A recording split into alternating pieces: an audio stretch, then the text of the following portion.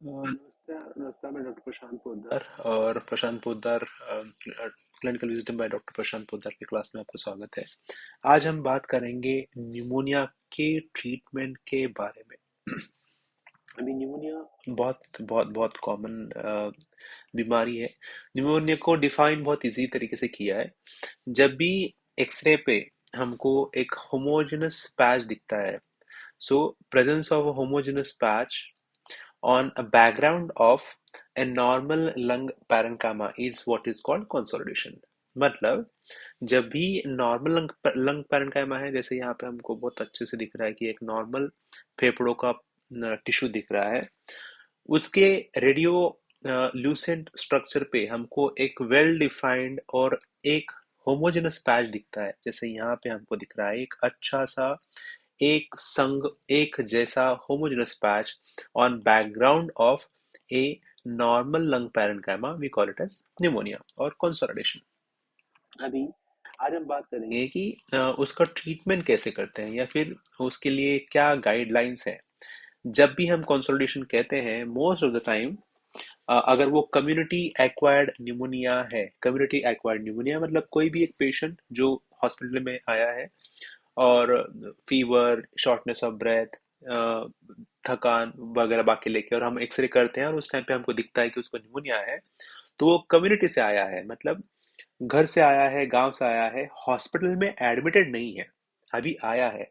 तो we call it as community acquired, क्योंकि उसको जो निमोनिया हुआ है वो कम्युनिटी से हुआ है या फिर सोसाइटी से हुआ है। तो ये usually community acquired pneumonias easily treatable होते हैं क्योंकि वो कम्युनिटी से आए हैं। उसके अगेंस्ट में हम हॉस्पिटल एक्वायर्ड न्यूमोनिया कहते हैं, जो पेशेंट्स ऑलरेडी हॉस्पिटल में हैं। अगर कोई पेशेंट जो हॉस्पिटल में एडमिटेड था और उसको न्यूमोनिया नहीं है, लेकिन हॉस्पिटल में एडमिट होने के 2 दिन के बाद में अगर उसको न्यूमोनिया डेवलप होता है, तो हम उसको हॉस्पिटल एक्वायर्ड न्यूमोनिया कहते हैं। और जो तीसरी चीज है वो है वेंटिलेटर एसोसिएटेड न्यूमोनिया। मतलब कोई भी एक पेशेंट जो इंटुबेटेड है, जो वेंटिलेटर पे है, और जब वो पेशेंट वेंटिलेटर पे गया, उस टाइम पे उसको न्यूमोनिया नहीं था, लेकिन एक 2 दिन के बाद में जैसे ही पेशेंट वेंटिलेटर के ऊपर जाता है और उसको अगर न्यूमोनिया डेवलप होता है, तो हम उसको वेंटिलेटर एसोसिएटेड न्यूमोनिया कहते हैं। अब ये कम्युनिटी एक्वायर्ड न्यूमोनिया के जो बैक्टीरियाज रहते हैं, वो यूजुअली यूजुअली ऑलमोस्ट सभी एंटीबायोटिक को अच्छा खासा रिस्पॉन्ड करते हैं। चाहे वो एमोक्सिसिलिन हो, चाहे वो पिप्रासिलिन टैज़ोबैक्टम हो, चाहे वो लियोफ्लॉक्सासिन हो, चाहे वो एजिथ्रोमाइसिन हो, वो अच्छा खासा रिस्पॉन्ड करते हैं। लेकिन जैसी ही बात आती है वेंटिलेटर एसोसिएटेड न्यूमोनिया की, इसमें जो बैक्टीरियाज होते हैं, जैसे एसिनोटोबैक्टर होता है, या फिर क्लेब्सियल्ला होता है, या फिर ई कोलाई होता है, तो ये जो भी बैक्टीरियाज हैं, वो आसानी से एंटीबायोटिक्स को रेस्पॉन्ड नहीं करते हैं। वो यूजुअली रेजिस्टेंट बैक्टीरिया होते हैं और इनको मारने के लिए यूजुअली हमको हाइयर एंटीबायोटिक, जैसे मेरोपेनम है, टिकोप्लानिन है, या फिर एस्ट्रोनाम है, या फिर कोलिस्टीन है, या फिर पॉलीमिक्सिन है, इन्हीं को ये सेंसिटिव होते हैं। इसलिए कम्युनिटी एक्वायर्ड इन्फेक्शंस यूजुअली ठीक करना बहुत आसान होता है कंपेयर टू हॉस्पिटल एक्वायर्ड या फिर वेंटिलेटेड और वेंटिलेटर एसोसिएटेड निमोनिया। तो community acquired pneumonia most of the time यही इन्फेक्शंस होते हैं, यही निमोनिया होते हैं। इसमें हम क्या यूज करते हैं, तो इसके जो गाइडलाइंस है वो कहते हैं कि यूजुअली हमको एक दो एंटीबायोटिक्स यूज करने चाहिए इस प्रकार के निमोनिया के लिए। तो उसमें क्या होना चाहिए, उसमें इधर अमाइनो पेनिसिलिन्स हम यूज कर सकते हैं। अमाइनो पेनिसिलिन्स में आते हैं, एमोक्सिसिलिन आता है, जो कि यूजुअली अगर हम अडल्ट के बारे में बात करें जिनका वजन एक 60 किलो से ऊपर है, तो उसमें 500 मिलीग्राम एमोक्सिसिलिन यूज कर सकते हैं, या फिर अगर क्लेविनोनेट के साथ में अगर यूज कर रहे हैं तो 625 मिलीग्राम हम उसको यूज कर सकते हैं, जो यूजुअली हम 3 बार देते हैं। सेम वे एम्पिसिलिन हम बेसिकली 500 मिलीग्राम में यूज करते हैं।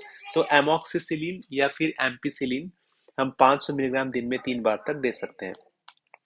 अगर किसी कारणवश ये यूज नहीं होते हैं, तो इसके जगह पे है हम सेफ्ट्रियाक्सोन यूज कर सकते हैं, जो कि एक थर्ड जनरेशन सिफेलोस्पोरिन है, या फिर सिफोटैक्सिन यूज कर सकते हैं। सिफोटैक्सिन जो 1 ग्राम दिन में 2 बार या फिर दिन में 3 बार भी यूज किया जा सकता है, और सेफ्ट्रियाक्सोन जो यूजुअली 1 ग्राम दिन में 2 बार यूज किया जाता है। ये बहुत कॉमनली ये वाले एंटीबायोटिक्स यूज होते हैं। उसके अलावा सिफोरॉक्साइन भी यूज किया जा सकता है, बट वो बिट स्लाइटली अनपॉपुलर है। इसको छोड़कर दूसरे भी थर्ड जनरेशन सेफेलोस्पोरिन्स यूज किए जा सकते हैं, जैसे है सिफेपेराजोन, इसको यूज किया जा सकता है, जो सिफेपेराजोन 1 ग्राम दिन में 2 बार या फिर दिन में 3 बार भी यूज किया जा सकता है। तो ये है एक अमाइनोपेनिसिलिन्स या फिर थर्ड जनरेशन सेफेलोस्पोरिन्स जो कि बहुत कॉमनली यूज किए जाते हैं। अभी इसके साथ में, तो ये जो मैंने बताया उसके साथ में आइदर हम एजिथ्रोमाइसिन यूज कर सकते हैं, या फिर क्लिंडामाइसिन यूज कर सकते हैं, या फिर क्लैरिथ्रोमाइसिन यूज कर सकते हैं। तो ये कॉम्बिनेशन हो गया। या फिर जैसे मैंने फर्स्ट वाले जो मेडिसिन कहे उसके साथ में हम फ्लोरोक्विनोलोन ग्रुप में, मतलब जिसमें हम लियोफ्लॉक्सासिन यूज कर सकते हैं या फिर ओफ्लॉक्सासिन यूज कर सकते हैं। तो लियोफ्लॉक्सासिन यूजुअली 500 से लेकर 750 मिलीग्राम पर डे दिन में एक बार हम यूज कर सकते हैं, और ओफ्लॉक्स की जब बारी आती है तो ये 200 से 400 मिलीग्राम दिन में 2 बार यूज किया जाता है। अगर ये दोनों भी अगर यूज नहीं करने हैं या फिर ऑलरेडी यूज अगर किए हैं, तो उस टाइम पे हम अमाइनो ग्लाइकोसाइड यूज कर सकते हैं, जिसमें हम अमाइकेसिन यूज कर सकते हैं जो कि बहुत कॉमनली यूज किया जाता है। जेंटामाइसिन तो यूजुअली कोई अमाइन निमोनिया के लिए यूज नहीं करते हैं, और या फिर कैनामाइसिन यूज कर सकते हैं। मोस्ट ऑफ द टाइम तो अमाइकेसिन यूज किया जा सकता है, जो कि यूजुअली 15 मिलीग्राम पर किलोग्राम पर डे इस डोसेज में हम यूज कर सकते हैं। तो इन शॉर्ट हम ये एमोक्सिसिलिन या एम्पिसिलिन या फिर सेफ्ट्रैक्सोन, सेफेपेराजोन, सेफ्रॉक्साइन, ये एक क्लास हो गया। उसके साथ में आइदर हम ये एजिथ्रोमाइसिन ग्रुप का मेडिसिन यूज कर सकते हैं, या फिर लियोफ्लॉक्सासिन या फिर ओफ्लॉक्सासिन यूज कर सकते हैं, या फिर अमाइनोग्लाइकोसाइड में अमाइकैसिन, कैनामाइसिन, जेंटामाइसिन, इस प्रकार के मेडिसिन यूज किए जा सकते हैं।